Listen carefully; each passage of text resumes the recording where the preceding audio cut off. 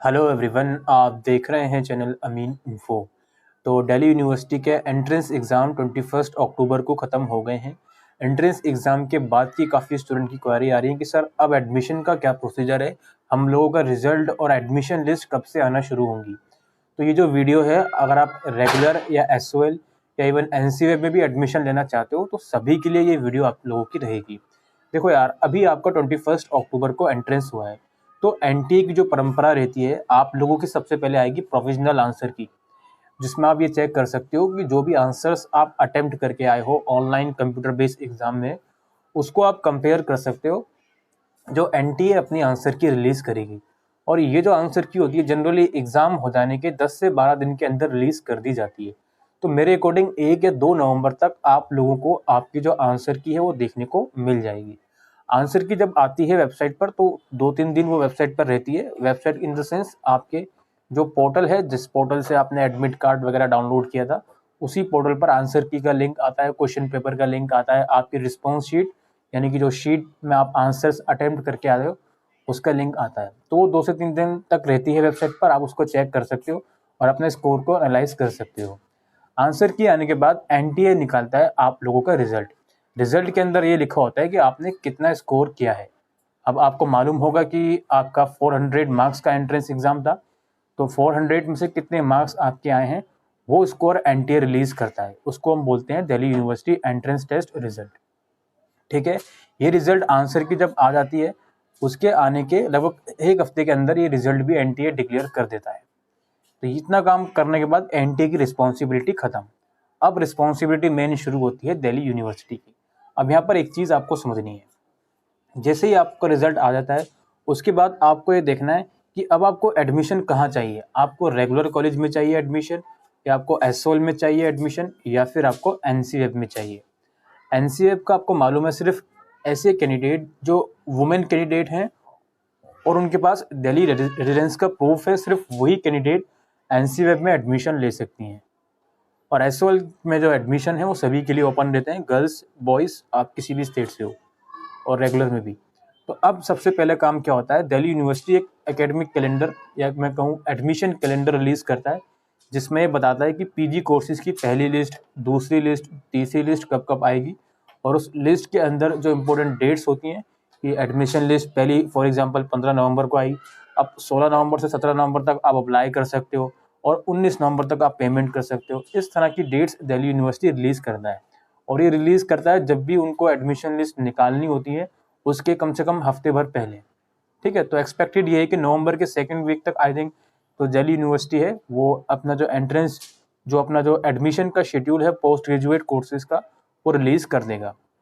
अब यहाँ पर एक बात समझिए, सबसे पहले जो एडमिशन लिस्ट आना शुरू होती हैं वो होती हैं रेगुलर कॉलेजेस की। ठीक है, जैसे एलएलबी तो रेगुलर ही होता है, उसकी आएगी, बीएड की आएगी, और मास्टर्स कोर्सेज होगा आपका MA in history, political science, MCom हो गया या एमएससी वगैरह कोर्सेज हो गए, इनकी एडमिशन लिस्ट आना शुरू होती है रेगुलर मोड में। जब रेगुलर मोड की 1, 2 या इवन 3 लिस्ट आ जाती हैं तो उसके साथ साथ फिर एनसीवेब और फिर एसओएल की एडमिशन लिस्ट आना शुरू होती हैं।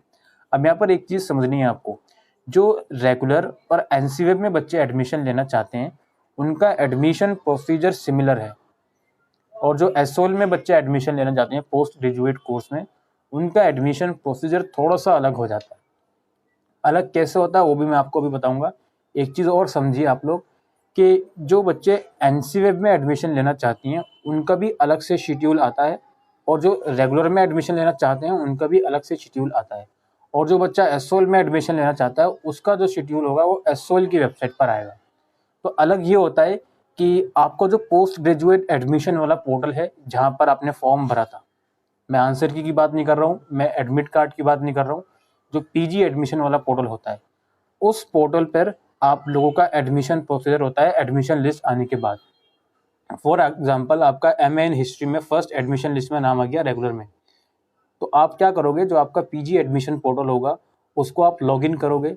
लॉगिन करने के बाद वहाँ पर शो हो जाएगा कि आपको इस कॉलेज में सीट अलॉट हुई है। वहाँ पर आप अप्लाई करोगे, अप्लाई करने के बाद कुछ डॉक्यूमेंट्स आपसे मांगे जा सकते हैं, वो वहाँ पर आप अपलोड करोगे, देन वो वेरीफाई होंगे कॉलेज की तरफ से डॉक्यूमेंट, एंड देन आप पेमेंट कर सकते हो।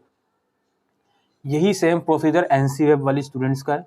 अगर आप एनसीवेब में एडमिशन लेना चाहती हो तो एनसीवेब में की लिस्ट में अगर आपका नाम आता है तो वो सारी चीज़ें आपके पीजी एडमिशन पोर्टल में भी रिफ्लेक्ट करेंगी, और वहाँ पे जस्ट आपको जैसे ही आपका किसी भी लिस्ट में नाम आता है, चाहे रेगुलर या एनसीवेब, तो आपके पीजी एडमिशन पोर्टल में वो चीज़ें रिफ्लेक्ट करती हैं।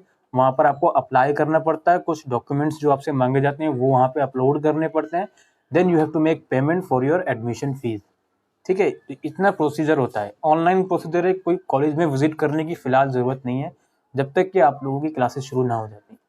अब इसमें डॉक्यूमेंट्स की भी काफ़ी बच्चे क्वारी करते हैं, सर डॉक्यूमेंट्स कौन कौन से हमारे पास होने चाहिए। अगर आपकी ग्रेजुएशन दिल्ली यूनिवर्सिटी से ही है, चाहे वो एनसीवेब हो, रेगुलर हो या एसओएल हो, तो आपको उस केस में चाहिए होगा 10th 12th की मार्कशीट, ये तो नॉर्मल डॉक्यूमेंट है, ग्रेजुएशन की marksheet plus provisional certificate, that's it. इसके अलावा और कुछ नहीं चाहिए। अगर आप किसी रिजर्व कैटेगरी से बिलोंग करते हो तो उसका सर्टिफिकेट आपको लगाना पड़ेगा।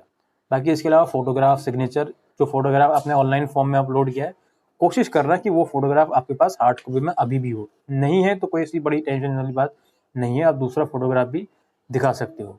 जैसे फोटोग्राफ की ज़रूरत पड़ती नहीं है ऑनलाइन, वो जब आप कैंपस में जाओगे आपका एडमिशन कंफर्म हो जाएगा, वहाँ पे उसकी नीड पड़ सकती है। एसओएल का एडमिशन थोड़ा अलग होता है, इसकी हम बात कर रहे थे, वो इसलिए कर रहे थे because as I said earlier in this video कि जो रेगुलर और एनसीवेब के एडमिशन प्रोसीजर है वो पीजी एडमिशन वाले पोर्टल में चलेगा, लेकिन जो एसओएल का जो पोस्ट ग्रेजुएट का एडमिशन प्रोसीजर है वो एसओएल की वेबसाइट पर अलग से चलेगा। उसकी जो एडमिशन लिस्ट है एसओएल की, वो एसओएल की वेबसाइट पर आएंगी अलग से। जो रेगुलर और एनसीवेब की एडमिशन लिस्ट है वो डीयू की वेबसाइट पर आती हैं, लेकिन जो एसओएल की एडमिशन लिस्ट है पोस्ट ग्रेजुएट कोर्सेज की, वो एसओएल की वेबसाइट पर आएगी।